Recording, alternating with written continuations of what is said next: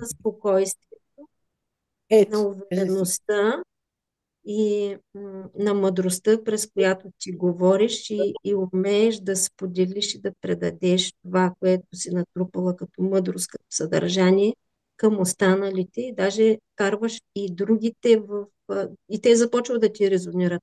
Карваш и нас, по-скоро, нали, и мен в това състояние, Мгм. защото и аз на моменти се усещам как съм форсирана, бързам това, бързам онова да свърша и а пък колко е приятно, когато си през спокойствието, през баланса, през хармонията, през мъдростта. И на мен, на мен това ми харесва в теб и ме допада. Благодаря.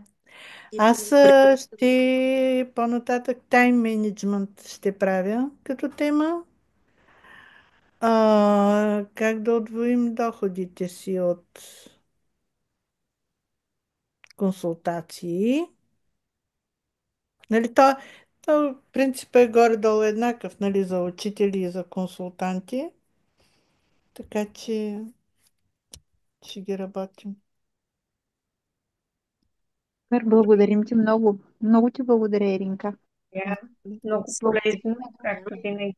Записите във вип зоната ще ги търсите. Хриси, нали може да пусна отзива? Да, разбира се. Даже ако искате, аз понеже все още не съм толкова много на Ти и в YouTube не съм се научила как да качвам записи, мога, тъй като периода е благоприятен, да ви запиша как се рисува финансова мандала точно сега, с съответно, нали, кратка медитация и да си я нарисувате сами. Трябва ви черен химикал и листче бяло 10 на 10. Даже няколко,